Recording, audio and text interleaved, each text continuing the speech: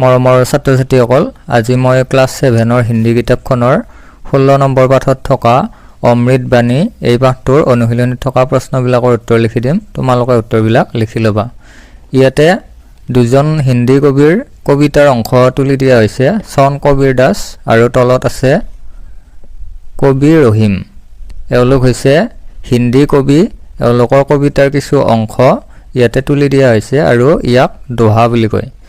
গতিকে এই পাঠটোৰ অনুশীলনীত যিখিনি প্ৰশ্ন আছে সেই প্ৰশ্নখিনিৰ উত্তৰ মই এতিয়া তোমালোকক লিখি দিম।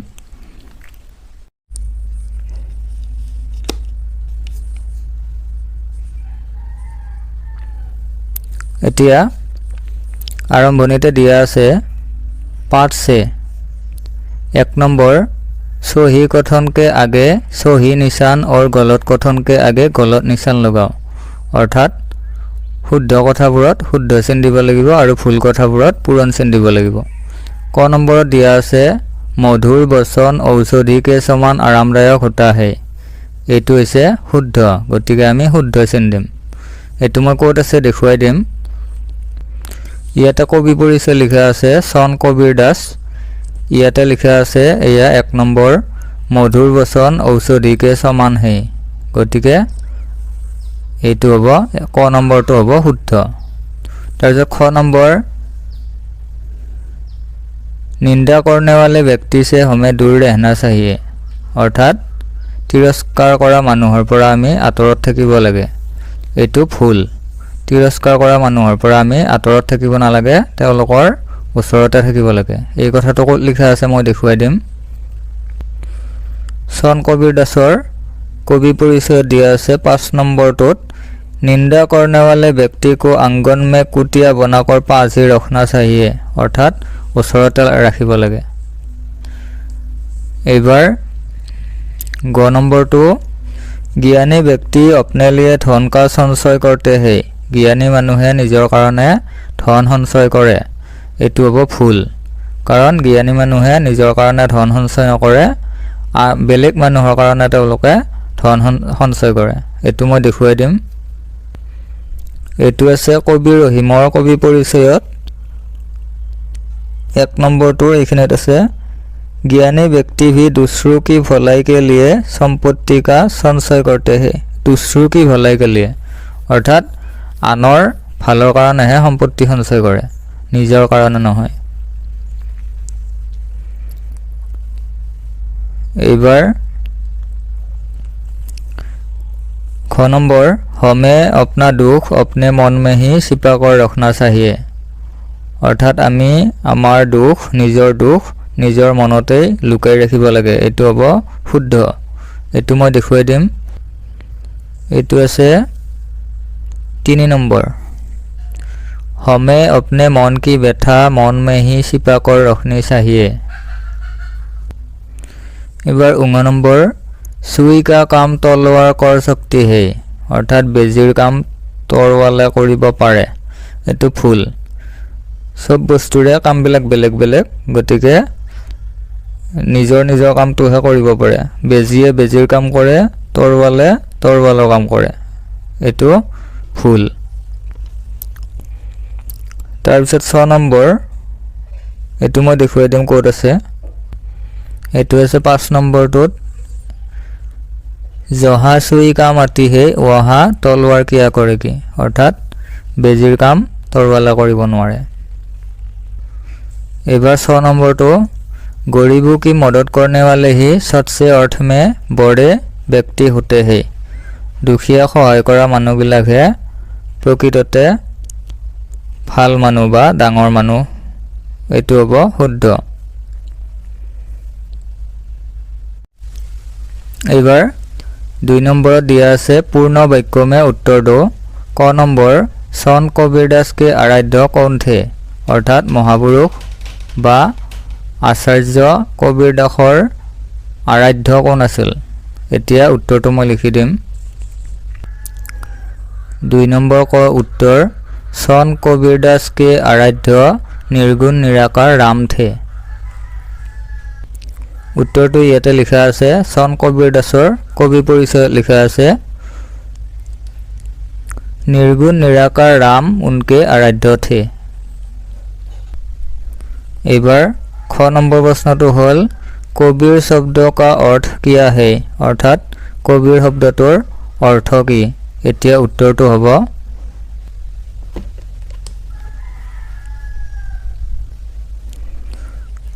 ख नम्बर उत्तर कबीर शब्द का अर्थ है बड़ा श्रेष्ठ महान अर्थात कबीर शब्दটোৰ अर्थ हल डाঙৰ श्रेष्ठ बा महान। এই গোটেইকেইটা अर्थ বুজায়। মই দেখুৱাই দিম কিতাপখনত ক'ত আছে। ইয়াতে কবি পৰিচয়খিনি পঢ়িলে তোমালোকে গোটেইবিলাক প্ৰশ্নৰ উত্তৰ ইয়াতেই পাই যাবা, ইয়াতে লিখা আছে। এতিয়া ওপৰৰ ফালে এয়া কবিৰ শব্দ কা अर्थ है बड़ा श्रेष्ठ महान, এইখিনিৰ পৰা মই উত্তৰটো লিখি দিছোঁ। एबार ग नंबर प्रश्नটো हल कवि के अनुसार किया करने पर हमारे जीवन में दुख कभी नहीं आएगा अर्थात कविर मते आमी की करिले आमार जीवनत केতিয়াও दुख नाहे। এতিয়া মই উত্তৰটো লিখি দিম।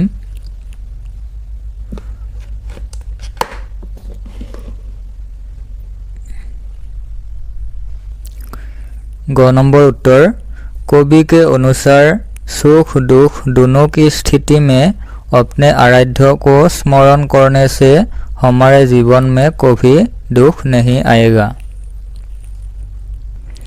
अर्थात आमी जदि सुख दुख दुयोटा परिस्थितिते जदि आमी आमार आराध्यक बा आमार प्रभुक आमी स्मरण करो तेतियाहले आमार जीवनत केতিয়াও दुख नाहे बुली কৈছে।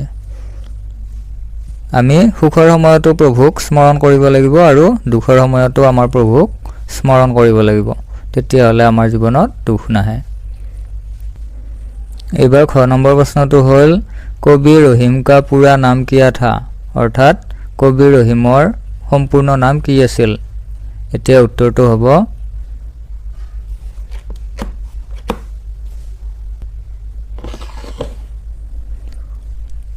ख नंबर उत्तर कवि रहीम का पूरा नाम था अब्दुल रहीम खान खाना। एटु মই কিতাপখনত দেখুৱাই দিম ক'ত আছে, তোমালোকে বাননটো চাই চাই লিখিব পাৰিবা।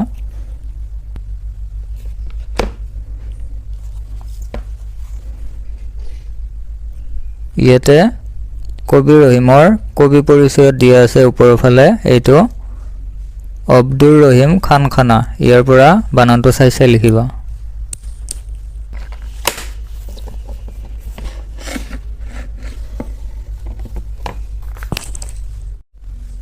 एबार 2 नम्बरर 19 नम्बर प्रश्नটো हल किनके साथ कवि रहीम की गहरी मित्रता थी अर्थात कार सहित कवि रहीমৰ गभीर बंधुत्व आसिल बा ভাল बंधुत्व आसिल। এতিয়া মই উত্তৰটো দেখুৱাই দিম তোমালোকক।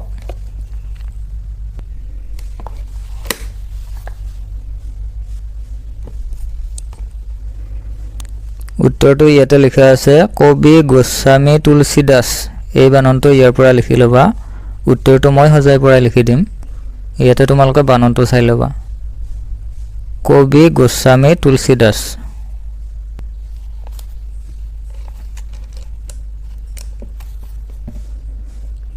এতিয়া উত্তৰটো মই ইয়াতে লিখি দিছো। 19 নম্বৰ उत्तर 2 নম্বৰ कवि गोस्वामी तुलसीदास के साथ कवि रहीम की गहरी मित्रता थी।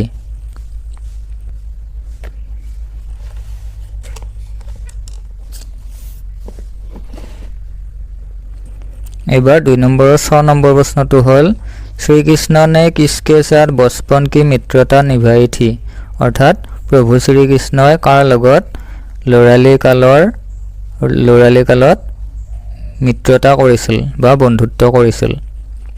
এতিয়া উত্তৰটো মই লিখি দিম।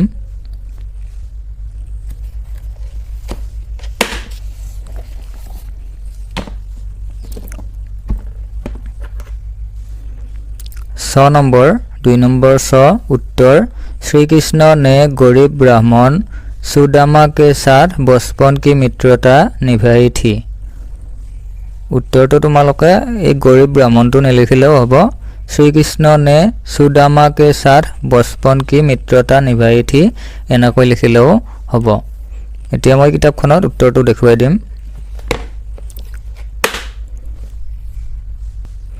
ইয়াতে বাননটো চাই লবা, শেষৰ ফালে দিয়া আছে গৰীব ব্ৰাহ্মণ সুদামা এইটো বাননটো ইয়াতে চাই লিখিবা আৰু গোটেইবিলাক প্ৰশ্নৰ উত্তৰ এইখিনিতে আছে তোমালোকৰ কবি পৰিচয়খিনিত তোমালোকে ইয়াৰ পৰা চাই চাই উত্তৰবিলাক লিখিব পাৰিবা আৰু এতিয়া মই বাকি ৰোৱা প্ৰশ্নবিলাকৰ উত্তৰখিনি লিখি দিম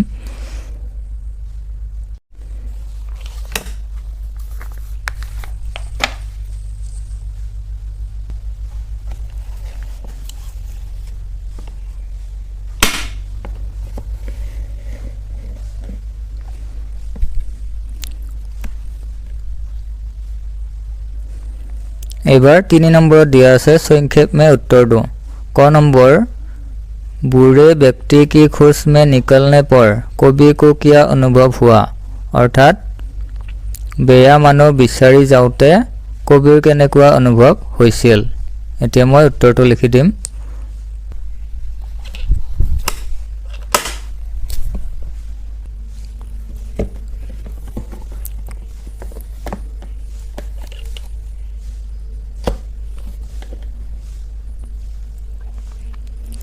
तीन नंबर का उत्तर बूढ़े व्यक्ति की खोज में निकलने पर कवि को ऐसा अनुभव हुआ कि उन जैसा बुरा व्यक्ति और कोई नहीं है अर्थात बुरा बेया मानु बिचारी जाउते कविर एनेकुआ अनुभव হৈছিল যে তেওঁৰ নিচিনা বেয়া মানুহ আৰু কোনো নাই তেওঁ মানে তেওঁ নিজৰ কথাই কৈছে তেওঁতকৈ বেয়া মানুহ আৰু কোনো নাই উন জৈসা বা উসকে জৈসা এনেকৈ যিকোনো এটা লিখিলে হ'ব उन जैसा बुले लिखिब पारा उसके जैसा बुले लिखिलेও হ'ব এই ব্যাকৰণটো আৰু দিব নালাগে তোমালোকে এটা লিখিবা ইয়াৰ পৰা এবাৰ খ নম্বৰ প্ৰশ্নটো হ'ল अपने शिष्य को बनाने में गुरु किस प्रकार कुमार की भूमिका निभाते हैं এতিয়া মই উত্তৰটো লিখি দিম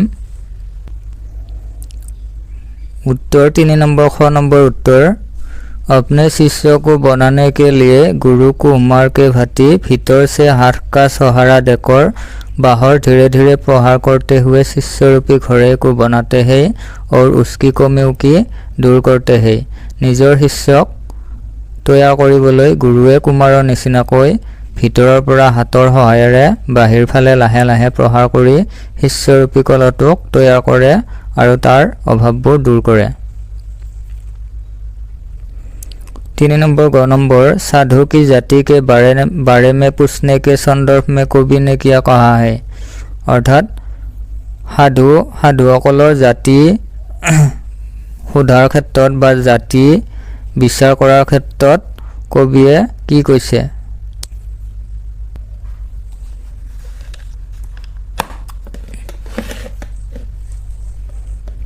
এতিয়া উত্তৰটো হ'ল 3 নম্বৰ গ নম্বৰ উত্তৰ कवि ने कहा है कि साधु की जाति के बारे में नहीं बल्कि उनके ज्ञान के बारे में पूछना चाहिए जैसे तलवार को रखे जाने वाले म्यान को नहीं अपितु तलवार को महत्व दिया जाता है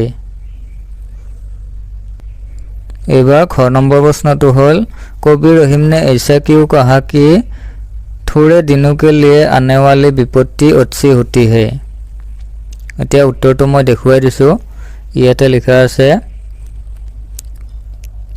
2 नंबरটো लिखा আছে कम दिनों के लिए आने वाली विपत्ति फली होती है क्योंकि ऐसे समय में हमारे हित और अहित चाहने वालों की पहचान होती है এইখিনি কথা লিখিবা মই বহিখনত দেখুৱাই দিম उत्तरটো এনেকৈ লিখিবা कवि रहीम ने कहा है कि थोड़े दिनों के लिए आने वाली विपत्ति अच्छी होती है क्योंकि ऐसे समय में हमारे हित और अहित चाहने वाले व्यक्तियों की पहचान होती है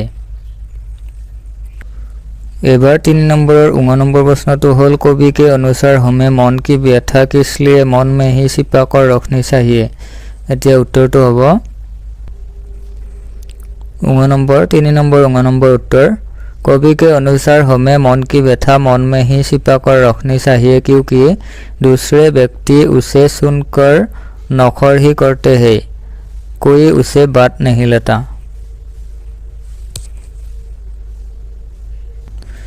মৰমৰ ছাত্ৰ ছাত্ৰীসকল আজিৰ ভিডিঅটো ইমানতে শেষ কৰিছো যদি ভিডিঅটো ভাল পালা লাইক এটা কৰিবা আৰু চেনেলটো সাবস্ক্ৰাইব কৰি লবা